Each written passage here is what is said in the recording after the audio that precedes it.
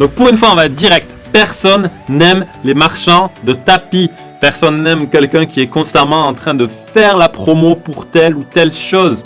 Mais c'est vrai que nous, en tant qu'artistes, même si on ne vend pas directement quelque chose, la promotion, c'est quand même un petit peu notre quotidien.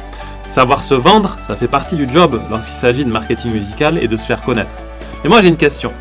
Vous avez jamais eu l'impression que trop de promotion pouvait plutôt vous griller plutôt que d'aider votre carrière? Et c'est exactement cette question qu'on va se poser aujourd'hui. Comment promouvoir votre musique sans saouler les gens? Let's go!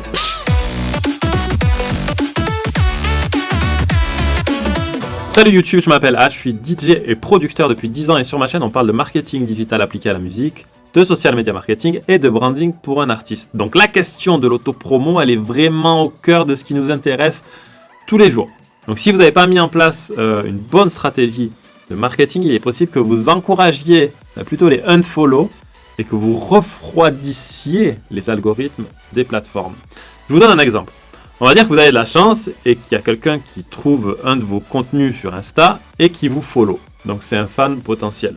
Si au bout d'un mois, le mec il a eu 10 selfies de vous, pas de caption, et des MP de spam et des stories où vous répétez constamment juste out now, out now, out now, allez écouter mon nouveau morceau, je suis désolé, mais il y a de grandes chances qu'au bout de 30 jours, cette personne se désabonne parce que vous l'avez saoulé. Une fausse idée assez répandue, c'est de se dire que si je poste trop, si je poste tous les jours, je vais ennuyer mes fans. Mais la vérité, c'est que si vous apportez une réelle valeur ajoutée à vos fans, il n'y a absolument aucun problème à poster tous les jours. Et dans valeur ajoutée, j'entends du contenu inspirant, du contenu peut-être éducatif, ou même du contenu divertissant. Alors bien sûr, si vous postez 3 ou 4 fois par jour des selfies de vous en mode narcissique, sans histoire et sans intérêt, c'est probable que les gens se lassent. Il faut vraiment prendre l'expérience utilisateur en compte. Quels bénéfices ils vont pouvoir tirer de votre contenu, parce qu'il n'y a que ça qui va convertir un simple follower en quelqu'un de super fan de vous. Donc être vigilant dans le choix du contenu que vous publiez est une compétence précieuse à acquérir en 2021 pour un artiste.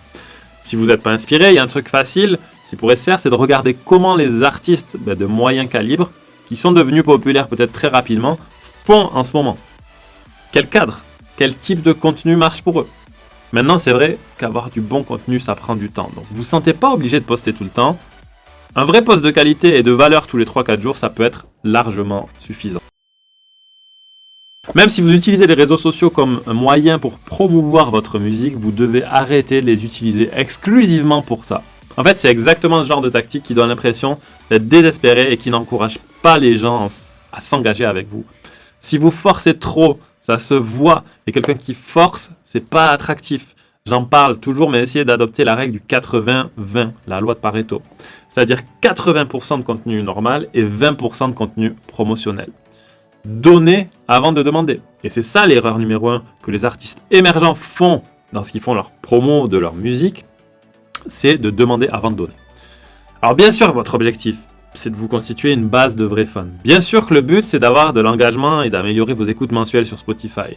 Mais si vous êtes constamment en train de demander quelque chose à vos followers, posez-vous la question suivante. Pourquoi devraient-ils faire ce que vous leur demandez? La réalité, c'est que peut-être vous vous souciez un petit peu trop de vous et de votre carrière musicale, de votre propre personne. Et c'est vrai que personne ne le fera mieux que vous. Mais attention à ne pas en faire trop. La clé ici, c'est de donner autant que vous pouvez à vos fans pour qu'ils vous le rendent. Alors comment faire? Par exemple, répondre à autant de commentaires et de MP que possible en essayant de vous connecter en one-to-one avec vos fans. C'est ça qui va marcher au tout début. Je peux vous jurer que si un fan il a eu l'occasion d'avoir une de vos réponses à MP, c'est sûr pendant un mois, le gars il va être à fond sur vous, il va s'engager à tous vos posts. Vous pouvez aussi utiliser les nouvelles fonctionnalités spéciales comme créer un groupe sur Insta ou sur Face. Comme ça, vous pouvez donner à vos fans la possibilité d'être directement impliqués avec vous. Vous pouvez les impliquer dans vos décisions en postant des sondages en story, par exemple. Demandez-leur de choisir une cover d'album. Demandez-leur quel contenu ils préfèrent. Bref, donnez-leur de la considération. Ce qu'il faut comprendre, c'est que les réseaux sociaux, ça va en fait dans les deux sens. Si votre mur, c'est un panneau publicitaire qui génère aucun engagement, les algorithmes vont littéralement enterrer votre contenu. 3. Déguisez vos tactiques de vente. Comme on l'a vu, la promotion agressive et directe, ça marche plus du tout en 2021. Donc, une bonne parade, ce serait de glisser subtilement vos tactiques de vente dans votre contenu. Arrêtez de publier des out now à tout va. Je dis pas qu'il faut arrêter de faire des posts out now, out now, parce que dans tous les cas, il faudra un post out now. Mais je dis de ne pas se cantonner qu'à ça. Essayez d'être un petit peu plus original que ça. Parce que tout le monde fait ça. Tout le monde envoie des out now. Donc si tout le monde le fait le vendredi, ce qui est le cas, ben ça marche de moins en moins. Ça marche plus ce truc.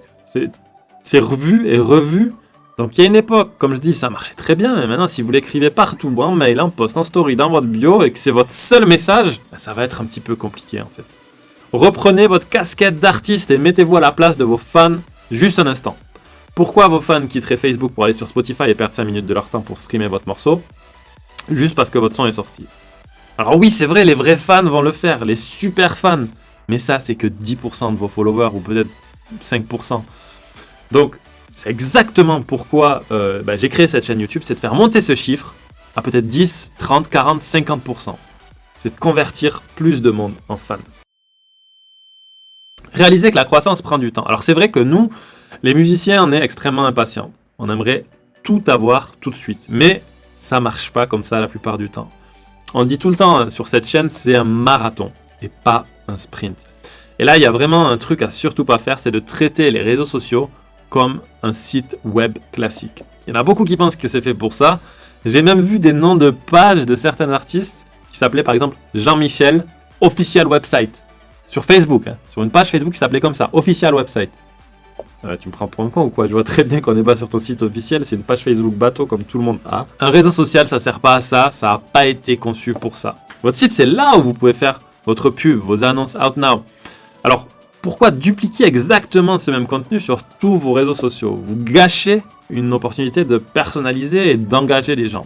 C'est pareil pour les dates de tournée. Publier des dates de tournée en soi, il n'y a pas vraiment quelque chose d'engageant. Alors je ne dis pas qu'il ne faut pas poster ça du tout. Je dis que de faire continuellement et continuellement les mêmes choses, ça va fatiguer les gens. Et ils vont penser que vous les prenez pour des vaches à lait plutôt que de leur offrir un contenu de qualité. Donc comme je disais, avant de poster, il faut vous poser la question, est-ce que ce contenu éduque? Est-ce que ce contenu divertit? Est-ce que ce contenu inspire? Si ce n'est pas le cas d'au moins une de ces questions, là effectivement, il vaut mieux peut-être réfléchir à 2 fois avant de cliquer sur le bouton publier. Soyez humain, soyez vous-même dans votre contenu. Je le dis tout le temps, mais ça devrait être facile en tant qu'artiste de faire rêver les gens. Vous êtes un artiste, vous êtes une rockstar, vous êtes un DJ, vous êtes un rappeur. Vous arrivez à vivre de la musique, vous arrivez à vivre de votre passion. Vous avez juste à partager votre rêve quotidien et ça devrait suffire à inspirer les gens. Comme je le dis, imaginez le travail d'un community manager qui gère un compte Instagram d'une marque de semelles de chaussures ou de brosse à dents. Lui, je pense qu'il va galérer à créer du contenu et à faire rêver les gens. Donc vous, en tant qu'artiste, vous avez un avantage. Alors soyez authentique, comme un simple humain qui veut partager des bons moments et qui veut inspirer les gens. Il n'y a rien de pire que quelqu'un qui essaie d'être quelqu'un d'autre qui n'est pas. Souvent, le problème, c'est que lorsque quelque chose fonctionne pour un artiste, il y en a beaucoup qui essaient de le copier, mais la plupart du temps, ça ne marche pas. La fakerie, c'est super facile à détecter de nos jours. Autre chose, est-ce que vous êtes cohérent? Est-ce que vous avez des thèmes récurrents qui servent votre marque musicale? Parce que si vous allez dans tous les sens avec votre type ou la tonalité de votre contenu, ça peut paraître un petit peu bizarre de l'extérieur. Donc cultivez vos différences et vos valeurs.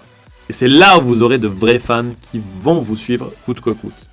D'ailleurs, on dit souvent que vouloir plaire à tout le monde, au final, c'est plaire à personne. Conclusion, alors si ça vous est déjà arrivé d'avoir eu peur d'embêter les gens, c'est plutôt une bonne chose parce que ça montre que vous avez pris votre public en considération et que vous vous souciez réellement de ne pas le spammer avec du contenu inutile. Au final, si les gens n'écoutent pas votre musique, c'est soit que votre morceau n'est pas assez bon, mais ça, je pense que si c'était le cas, je pense que vous seriez au courant et on vous l'aurait déjà dit. Soit c'est que vous n'êtes pas assez engagé auprès de vos fans et ça, c'est quelque chose sur quoi vous pouvez directement agir dès ce soir. Donc en réalité, la meilleure manière de faire sa promo de sa musique, c'est d'arrêter de vouloir la vendre à tout prix. Donc dites-moi en commentaire ce que vous pensez de tout ça, quel contenu intéressant vous arrivez à créer continuellement pour garder vos fans intéressés sans les spammer.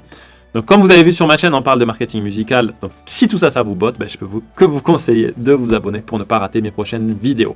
En description, je vous mets le lien de mon plan d'action de 14 jours pour votre prochain single avec une action par jour de marketing musical à faire. Il y en a 7 avant et 7 après la sortie. Vous cliquez, vous mettez votre mail. Je vous envoie ça direct. C'était H. Portez-vous bien, prenez soin de vous. Continuez de faire rêver les gens, faire rêver vos fans en envoyant du contenu engageant. Et on se dit à très bientôt la famille. Bye!